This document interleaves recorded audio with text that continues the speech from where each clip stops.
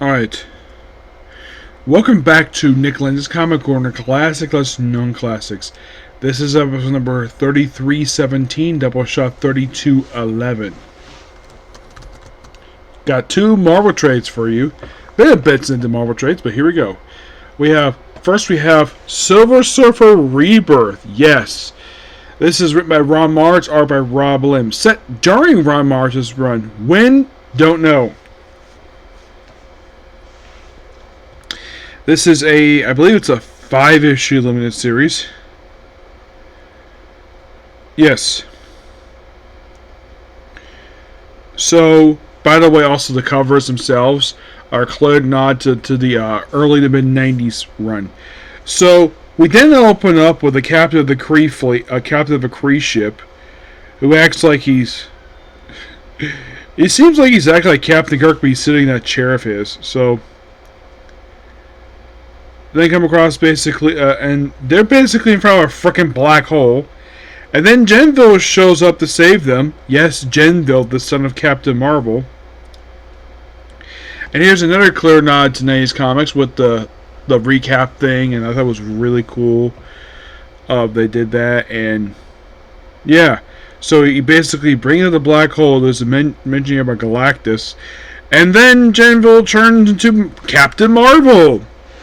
Which, he points out, though, he's dead. He's been dead since the early 80s. As a matter of fact, I actually met the guy who actually wrote that very story, Jim Starlin. So, fighting the Skrulls, and then, eventually, he is killed by Thanos. One of Jim Starlin's best-known creations, and who Mar-Vell loves his character. Jim Starlin loves his character, too, and of course, like, Thanos, what are you doing here?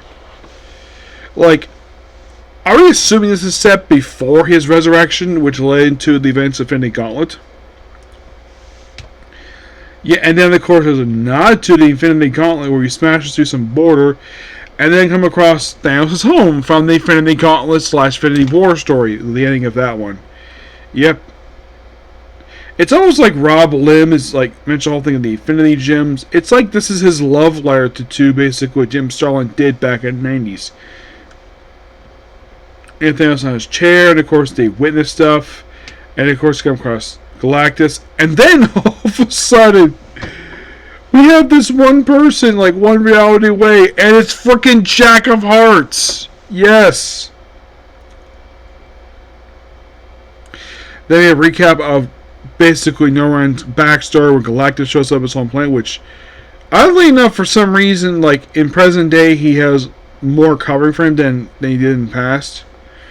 And plus the colors are different, and eventually then we see Nebula, who is a partial cyborg at this point. They identify a bunch of robots, and then he fights his daughter, which he then proceeds to break her neck. And then Death is there, who doesn't say anything. Yep. And then we have Silver Surfer seeing past versions himself. And from the order I can see here, the one in bottom left, that's Jack Kirby. And those look like 60s, 70s, possibly the 80s, and that looks like the 90s.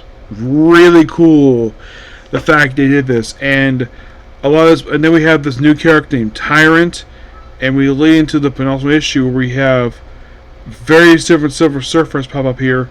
One of them looks like he's drawn by Mike Aldwin with the eyes are. Yeah, that looks like basically 2010s, because this is like 90s.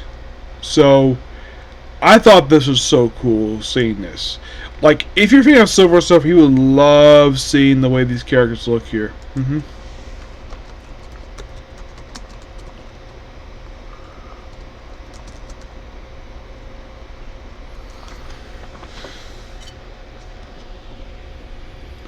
So you have Kirby, Bushma, Mebos, and Aldred. Let's see.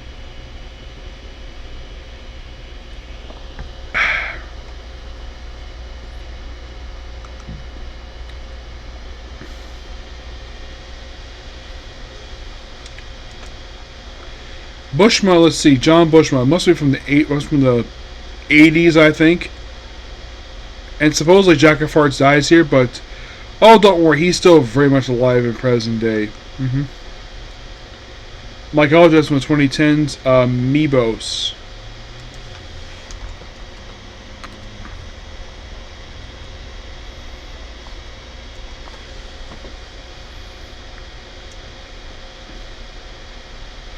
Okay, Mebos is a pen name of Jean Hare Garad. Now, did he do any Silver Surfer? He didn't draw Silver Surfer.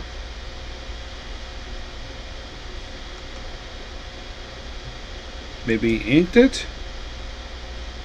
Oh, he did the so he did the miniseries from the 1980s. He was the inker of that one. Okay. Interesting. Yeah. John Buscema. I know Kirby, let's see. I know Buscema, Kirby's usually associated with the Fantastic Four, how he's drawn there. John Buscema, who passed away back in 2002. I think he did do some writing of the character.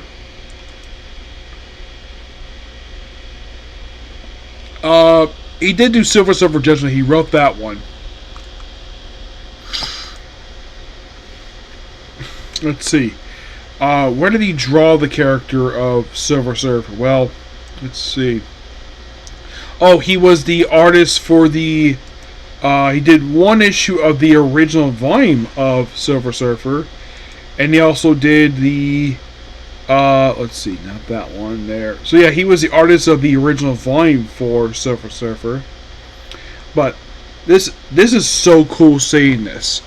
Like, obviously Kirby is probably the gold one.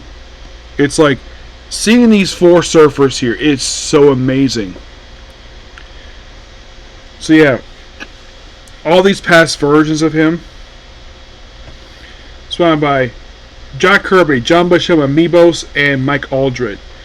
Mike Aldred did the last known ongoing. He drew that one with Dan Slott, which is very cool. They did that. And yeah, do a Jack of Hearts, obviously, and do his new character Tyrant. And we have Thanos take him on, of course. And then we have Norn back on Zen Law with Shia Ball with two kids. But no, it won't stick because he basically is back. Also, Tyrant dies. And Thanos goes back to his farm. Gen-Vell is alive. And that's it. This was amazing. Yes. Anybody's a fan of Silver Surfer? Check this book out. You would love this book. My rating for this book is a 10 out of 10. Yep. So we're not done just yet. No, we're not. Next up we have is... This is... Well... Mar-Vell got their hands on this one, and a lot of people tend to question of... And this is something when it comes to this particular franchise, along with a couple other franchises, which the only reason why Mar-Vell would publish this character is because Disney owns Fox. So let's basically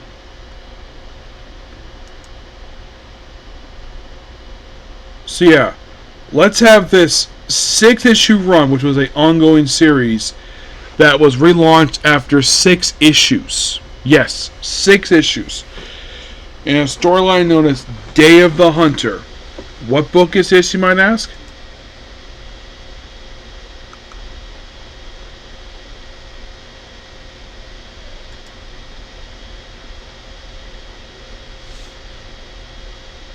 Why, it's a book that came out roughly 3 years ago. We have Predator, Day of the Hunter. Yeah, when I saw this being published by Marvel Comics, I'm like, really? Predator. Of course, yes, they do publish Planet of the Apes. At least that one they have history with. Predator, along with Alien, got the first comic exposure thanks to Dark Horse Comics, who had the license for them for the longest time since the late 80s. And then because Disney bought Fox, instead of allowing Dark Horse to continue publishing these characters, Marvel was like, actually it was more like Disney, like, no, we have our publication line, so we're basically ending the license and giving it to Marvel, a company we own. Yes, and people tend to think that Marvel's too many books on shelves, and this is a sign of it. Because aside from the superhero line that they've been publishing since the 60s, we also have Predator, Alien. They did have Conan, but that has gone due to license expiring. There is also Star Wars, which that's been a big seller for Marvel. That's publishing nonstop for like 10 years now. At least in the case of Star Wars and Conan, they have history with, of course, also with Planet of the Apes as well. But Alien Predator, this was a weird idea to do. I still don't know exactly why Marvel took this license, at least Disney took this license from Dark Horse, especially since Dark Horse put out good content when it comes to Predator. But here's one thing Predator did, if you're curious about this. Did Predator ever publish an ongoing series? Well, was the Predator ongoing ever published at Dark Horse? No, it was always a limited series. Alien had one, Colonial Marines, and it lasted for 12 issues. Yes, there is an Alien book published by Marvel. Well, I saw that being published. Now, the thing with this book was, I heard a story behind this one because initially this was supposed to come out earlier than it did. And you're all thinking, okay. Okay, so here's the thing. So originally it was solicited for June 2021. But the thing was canceled, but was resolicited. So the reason why this book took so long, despite the fact it was supposed to come out in 2021, but then come out in 2022. Okay, so there is a reason why. I did hear about this. So the reason for the delay for a year, why this book took so long to come out, simple. There was a lawsuit with the creator of Predator. And then they settled it, and then they published the character. Now, those of you curious, how many volumes are there of Predator? There are technically two. 2 volumes of Predator. Yep. There is also Last Hunt, Black and White. There's also a string of 1, 2, 3, 4 limited series. 4. One is publishing right now. And that is Punisher Kills the Marvel Universe. Yes, and that's going to come out this month. It comes out this week. I think the last one I think this one just wrapped up last month.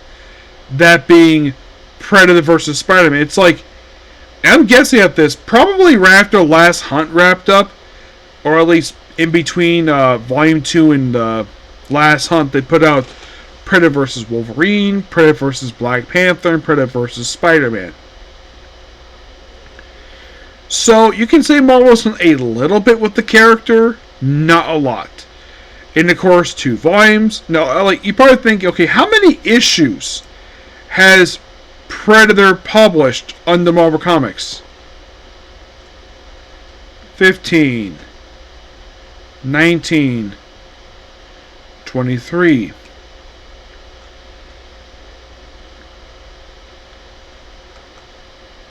So overall, there has been, let's see, 11, 15,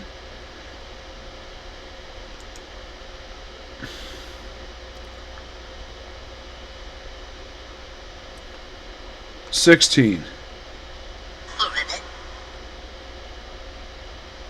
20, 24, 28, there has been a grand total of 28 comic books, and this was the very first one they published. And let's see, they put out the Black Panther. Let's see, the final issue was released in July. I think it was published the same year. Yeah, within just 2 months, and that was concluded in December. And then you had Last Hunt. Then you had these verse books. So, first one here for this one. So, Day of the Hunter. They do bring up what happened in the first Predator movie as recap. The Predator 2. The 2010, that probably is the Predators movie. Director Rob Rodriguez. 2018 is probably The Predator by Shane Black. I've seen the first two. I've not seen 3 and 4. I've not seen Prey. And I heard there's also another Predator movie coming up really soon. By the way, this writing this book is by Ed Bronson, art by Kev Walker. The covers by Lynn Francis Yu and Shunny Gu. So, we have a Predator just hunting some prey on some planet. Actually, he's basically sparring with another member of a species who kills him. Except this is not a Predator. This is a human wearing a Predator suit. Yep. So, and the year is 2041. So, I'm guessing about, because last one was 2018, I'm guessing this probably takes place probably before the events of Prometheus, because they do confirm because Prometheus is basically a prequel to Alien, and they confirm the Predator takes place in the same universe thanks to an alien skull appearing in Alien, thanks to Predator 2. So then we have these look like surveyors, this planet. Then we have the guy of the team getting shot by a Predator who is dead. And you might think, is this a guy? No, it's a girl. Yes, they do explain how the heck this happened. Where apparently, okay, it's called Ouster Industries. And then the woman's, and of course, yeah, people are getting shot and they have to get inside and they get off the planet.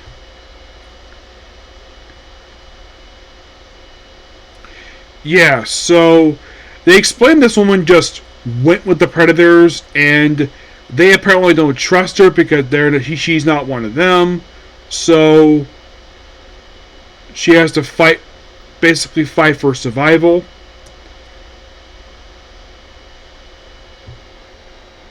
Yep.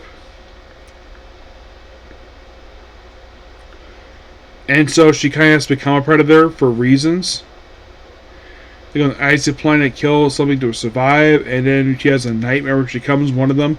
I think they explain the name of species because of the why, I think it was. They explain later on in one form media for the Predator, which I have heard that they've actually made that canon. I think that was brought up in a comic book that they mentioned this name of species. Yes, because it was never brought up in movies. Nope. And then we have a little nod to Predator 2. I can't show it because people might, I think it's gross to show this. Hung up upside down. Of course, one got the head removed. Yeah, that is a nod to Predator 2. Because in that movie, it was a guy who in the movie had just finished doing it with his girlfriend. And then a rival drug dealer showed up. And it seemed like they're about to prepare for a ritualistic sacrifice when the Predator showed up. Killed everybody except for the girl. And the reason why he doesn't kill the girl, because the Predators don't kill women. Especially ones who are pregnant. Yep. So, it's like become the hunter. So,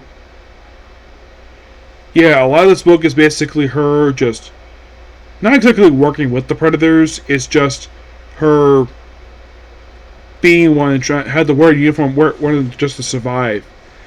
Yep. So she becomes basically a Predator hunter. She puts on the armor and has a fight with another Predator, which seems like, oh, is she losing? Oh, yeah, she's losing. And then, of course, the guy gets basically massacred by bullets, and it's done by humans. Yep. And she's kept in restraints.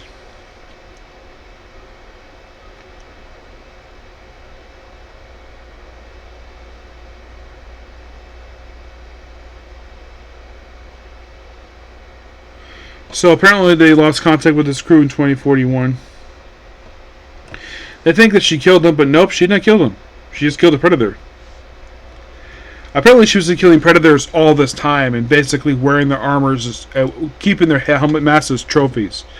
So they explain all this data and of course basically surviving, and she had to do this. And she eats like noodles.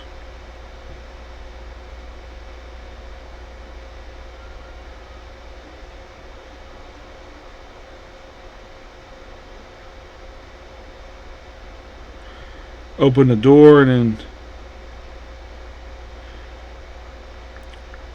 then drop the weapon or kill the scientist here and now. Yep. Of course he basically bloody his nose.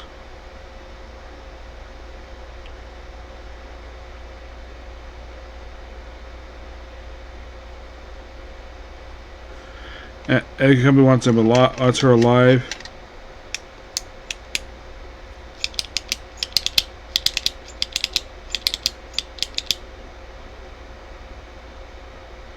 They have a breach. Yep, the predator has shown up. And will lead to the final issue of the book where Predator's going through. Of course, she's been trying to kill the predators, probably revenge for basically killing the crew. And, well, she puts on her armor and her mask falls off, but the predator gets shot at. And does she have killing the predator? Oh, yeah, decapitates him.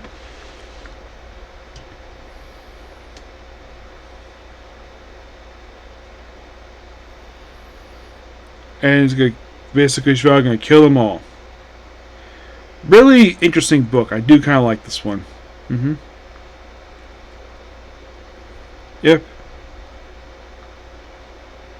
I'm gonna give the book roughly a 8.5 out of 10. I thought the book was actually really good. Yep. So yeah, that's particularly a particular review. Please be sure to like, comment, subscribe, turn notifications. Well, back to Undead Unluck, where I have 14 episodes left to go for the season. Okay, next you. Bye.